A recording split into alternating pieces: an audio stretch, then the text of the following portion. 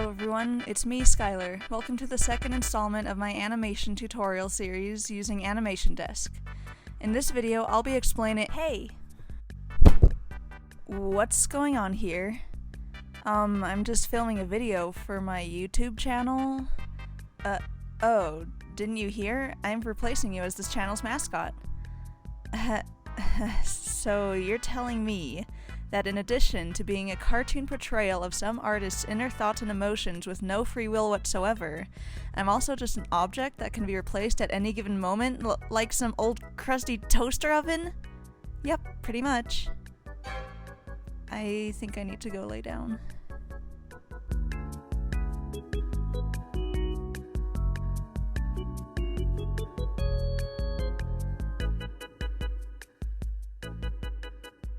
Hello everyone, today I'm going to be addressing some questions from the comment section of my How I Animate video, as well as discussing some stylistic choices to help you find your own animation style. Before I jump into that though, I just wanted to thank you all for over 7,000 views on my first tutorial video. I'm super glad it was helpful for a lot of you, and I'll be sure to make similar content in the future. Alright, so the number one question I got on my last Animation Desk video was how you can add music and audio. I had to do some research on this myself since I usually edit audio in iMovie. After a little searching, I found out you can add it on the export screen. Simply tap the three dots by your animation, select export, and tap the orange plus icon.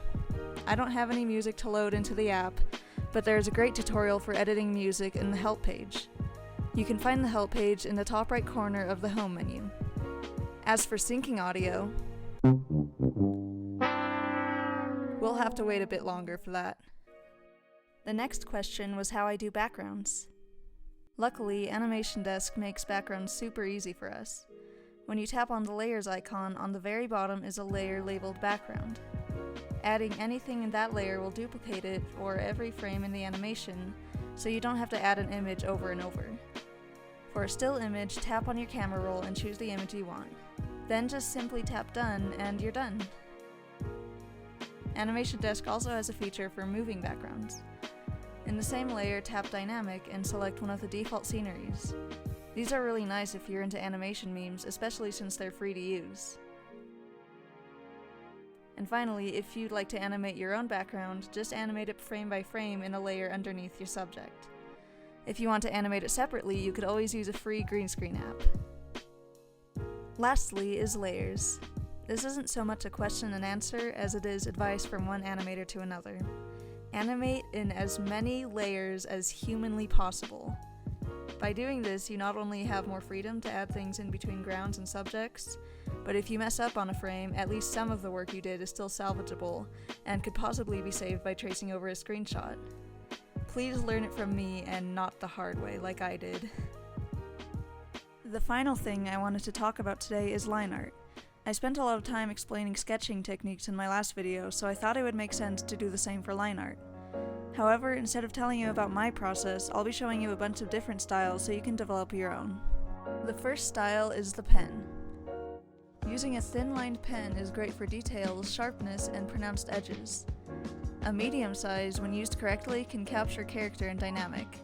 It's just in the middle, so not too thin and not too thick. The thick pen definitely adds a cartoony vibe and makes the subject more pronounced. The downside to using thicker pen sizes is the possibility of muting character expression. I'll explain how to avoid that in a moment. To help demonstrate these line art styles, here's a little lad named Charlie who doesn't mind his style being altered every 2 seconds. I personally use the thin pen for my style. I like the simplicity and ability to add smaller details.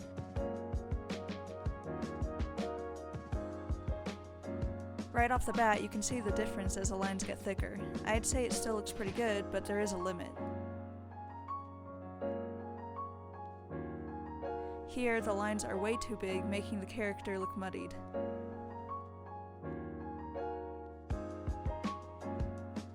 One way to prevent the thick pen style from ruining character design is to combine sizes. Using the small pen for details on the inside of the silhouette and the big pen for black outline cleans it up right away. In my opinion, it sorta looks like the type of cartoons you'd see in the early 2000s. Next up is the paintbrush tool. In small strokes, the paintbrush adds varied thickness and therefore dynamic. a little bigger and the stroke style becomes more prevalent. But just like the pen, bigger brush strokes should probably stick to borders or else it could muddy the design. Since we already discussed the effect of size, this time I'll just show you the brushstroke style in general. It gives the character a very whimsical feeling since all the lines are loose and flowy. It'll make coloring in harder since all the lines don't meet, but there's an easy fix to that I'll talk about in another video.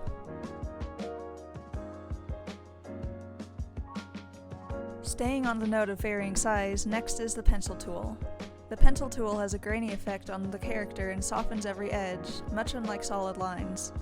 It's great for shading so long as you color underneath. There's a stippling texture as well as a messy crosshatch. The pencil tool is the only one that looks natural with shading in my opinion, unless you're going for a sharp, dark shading with the pen. This Lineart style reminds me a little of Casey Golden, a popular artist online. I have to say I'm a fan of this one, even though I rarely use it with my own art style. And finally, we have the marker tool. The marker yields a great use of different stroke textures, especially angular ones. They cause sharper edges, angular corners, and altogether more geometrical characters. Using angles like this is definitely a stylistic choice, otherwise it's to convey a character's personality. If they have sharp, angular straight lines, they're probably energetic, fast, or mischievous. Rounder lines convey a gentle, soft, and calm character. Line art has more of an effect on character design than most of us give it credit for.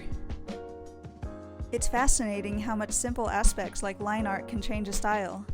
You don't have to copy any of the styles I showed you today, but definitely experiment. Finding your style is about trial and error. Any combination of size, shape, and texture constitutes as a style, so go crazy. Please leave your thoughts and questions down below in the comments, and you might get featured in the next video. And before I finish up, I just wanted to thank you all for helping me reach 400 subscribers. I know it still seems small, but it means the world to me. Love you guys!